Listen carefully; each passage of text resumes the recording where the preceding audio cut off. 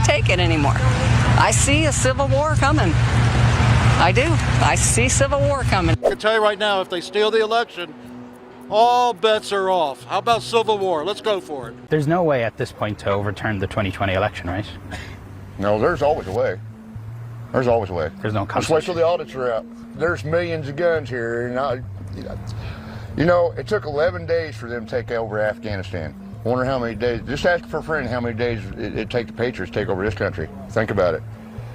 You don't want that to happen here, do you? I don't want it to happen, but if our country and our government and our Congress and Biden and them don't get their heads out of their butt, it's going to happen. I assure you. Get this, a majority of Americans see their government as corrupt and rigged against them. Nearly half of Americans say they feel more and more like a stranger in their own country. And look at this. Nearly 3 in 10 Americans overall agree it may be necessary at some point soon for citizens to take up arms against the government. What's up, everybody? Major Retired Richard Ojeda here, and this is exactly why I got involved in politics. Things are spiraling out of control, and of course we know who's largely to blame for it. The majority of Republicans thinking elections aren't fair and that they should take up arms against their own country. This is a direct product of one giant orange sleazeball who shall remain unnamed. Nearly half of people who identify as strong Republicans say it may be necessary to take up arms against their own government. Where does that come from? And there's a pandemic of mistrust between Americans and their government and their media. And I keep hearing all these darn liberals crying the blues about how Trump has an attitude and he speaks his mind. I'll tell you what, that is one thing I really respect about Trump. He speaks his mind. He says what's on his mind. And we're in his best interest when he does. But this other metric, thinking that the government is corrupt, underlines the other side of the equation.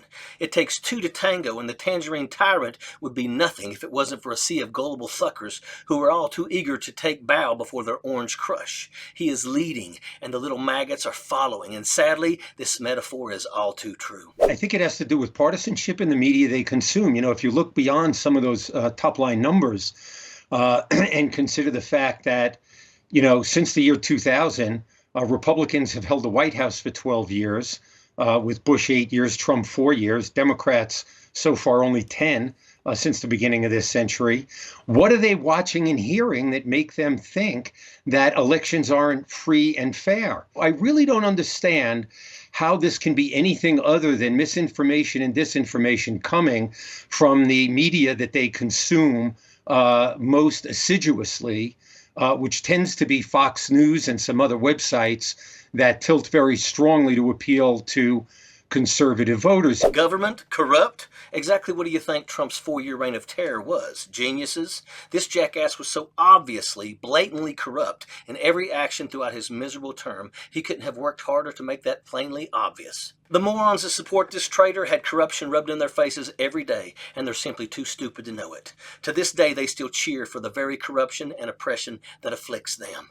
They root for corruption, violence, and the death of democracy by supporting that scum. Elections unfair? Who put that fairy tale in your head? And why do you think he did that? Trump knows that his morons will fall for anything. All he has to do is say a word, and his maggots will rewrite the Gospels. Ever hear of empirical evidence? Obviously not, because there's not a shred of it in the big lie. Yet you morons believe because it comes from the lips of your immaculate orange god. Taking up arms against the country? These dimwits already tried that. They waged war against their own democracy. You can't possibly prove yourself to be more of a numbskull than doing that. They took up Trump's fascist banner, tore down Old Glory, and flew that rag in its place. That day they sacked the Capitol.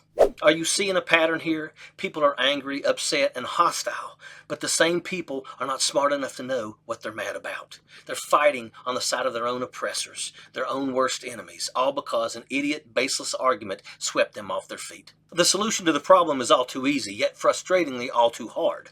People need to wake up, watch the news, watch what's happening in Congress, watch the votes, understand the bill, see who is supporting what and find out why. Understand information and how to deal with it. Take some ownership and do something.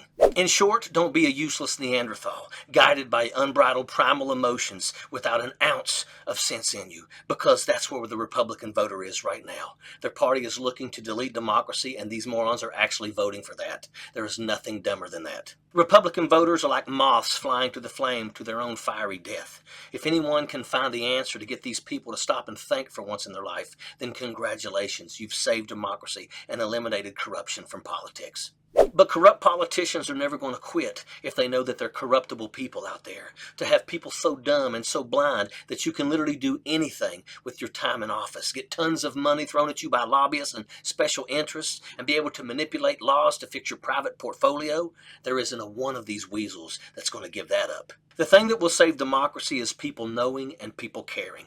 With today's technology, there is no lack of information. It's all a matter of whether we are intelligent enough to process information and do we care enough to act on it. And right now, our country needs us more than ever. Sappers clear the way, airborne all the way.